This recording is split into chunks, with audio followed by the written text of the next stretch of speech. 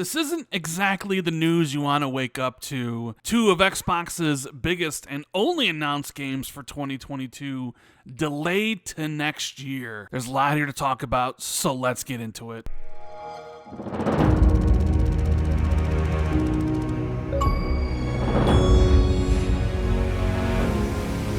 What is going on, everybody? This is Randall Thor 19, the man with the million, back again with another video, and I promised my next video would come within 3 months, and it's only been 2 weeks. But honestly, I didn't want to make this video because who wants to talk about bad news? Who wants to really go in depth about Starfield and Redfall getting delayed?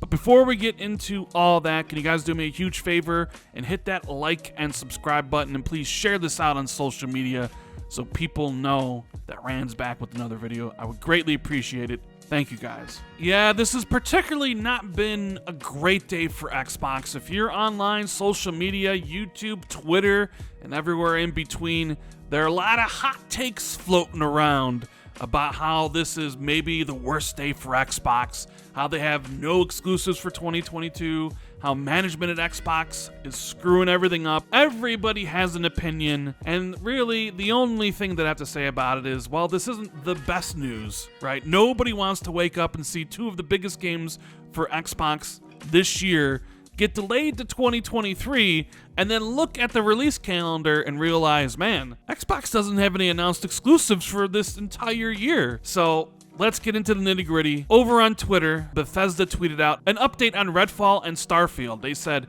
"We've made the decision to delay the launches of Redfall and Starfield to the first half of 2023. The teams at Arcane Austin, making Redfall, and Bethesda Game Studios, making Starfield, have incredible ambitions for their games, and we want to ensure that you receive the best, most polished versions of them. We want to thank everyone for their excitement for Redfall and Starfield. That energy is a huge part of what inspires all of us every day and drives our own excitement for what we are creating. We can't wait to share our first deep dive into the gameplay for both Redfall and Starfield soon. Thank you for your support." Decisions are hard on teams making the games and our fans. While I fully support giving teams time to release these great games when they are ready, we hear the feedback. Delivering quality and consistency is expected. We will continue to work to better meet those expectations. I think for the most part, everybody supports the delays for these games because they want the best versions of Redfall and Starfield when they release. The panic and the disappointment comes from the release schedule of Xbox, and Phil says it here in the tweet. Delivering quality and consistency is expected, and we will continue to work to better meet those expectations. Last year, Xbox delivered quality. You can look at Metacritic. They were the Metacritic Publisher of the Year. Their best year ever, with Halo Infinite, Forza Horizon 5, Psychonauts 2, and Microsoft Flight Simulator. And this is coming just a few short years after they released critical bombs like Crackdown 3 and Sea of Thieves and State of Decay 2 and other games like that. So we can see the quality is there. The problem right now is the consistency of expecting releases, because when you look at the rest of this year, Xbox doesn't have anything announced. Of course, they probably will have some games releasing this year. Forza Motorsport is a likely candidate. Maybe Josh Sawyer's game from Obsidian, perhaps Project Belfry, but nothing even on the level of Redfall, and especially nothing on the level of Todd Howard's new IP that Microsoft has been promoting with the Starfield videos the last few months, talking about what's in the game, the concept art. They've been doing marketing for that game, and it made it seem like they were sure the game was going to hit its release date. And you think about it, Bethesda and Todd Howard seem pretty sure they could hit that release date because they announced it a year and a half ago at the Xbox Game Showcase. They said it with their chest out. They planted their flag and said, November 11th, 2022, Starfield's gonna come out. And here we are, a month before the next Xbox Bethesda Showcase, when we're finally gonna see gameplay of Starfield, and they delay the game to the first half of next year. Even though I fully support the delay of both these games, I would be lying if I said I wasn't disappointed. I was really looking forward to playing Starfield this fall. After God of War Ragnarok, it is my most anticipated game. I'm a sucker for sci-fi, and I wanted to see what Starfield would deliver. I think the big problem is most people are tired of the waiting.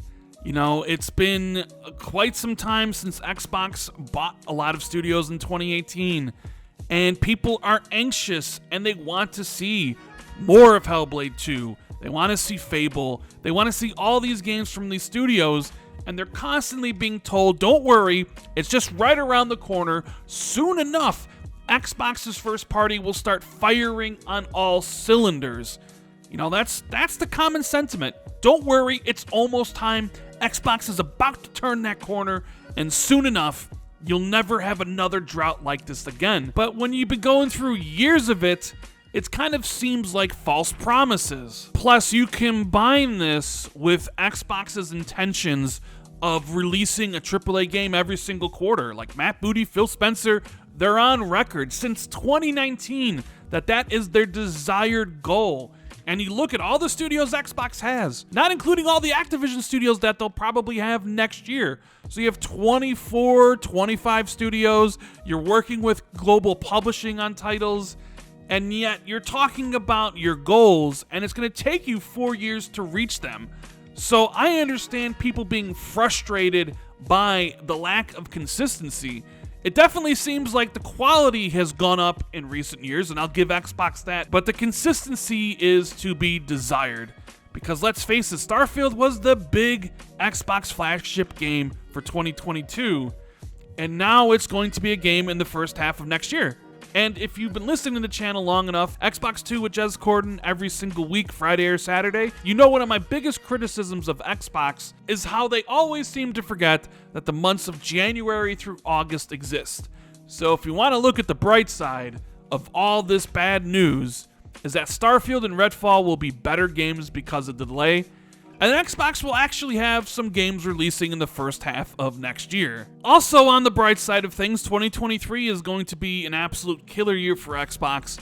You already know you're going to get Starfield and Redfall in the first half of the year. Ghostwire Tokyo, its 1-year exclusivity is going to end. And hopefully games like Hellblade 2 and Avowed and Coalitions and Compulsion's games next project are going to release. Diablo 4, Overwatch 2, this. But when you look at what's coming out, at least announced, the new Call of Duty Modern Warfare 2 presumably has PlayStation marketing. Hogwarts Legacy has PlayStation marketing. You can write those games off of appearing on Game Pass on day one. Sure, you can look at something like Gotham Knights, but that game looks like it needs a delay as well. You have Saints Row, and maybe that's a game you could get for Game Pass. But I don't really think a lot of publishers are just going to be signing up to help Xbox with their problem. It's going to cost them a lot of money, and those publishers know that, because Game Pass may not grow this year, and some of those publishers may be holding out for a gigantic payday. But will Xbox overpay?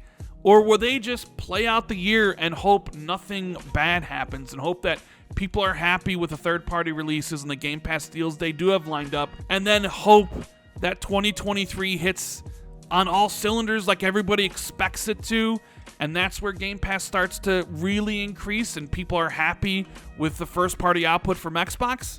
Maybe that's the play. I don't really know. Either way, I 100% support them delaying their games to make them better. I'm just a little bit disappointed in Xbox's 2022. Let me know what you think about all this in the comments below. And as always, if you enjoyed the video, make sure you hit that like and subscribe button. Share this out on social media. Hit that notification bell. Thank you guys so much for watching. I greatly appreciate it. And I'll see you in the next video. Later.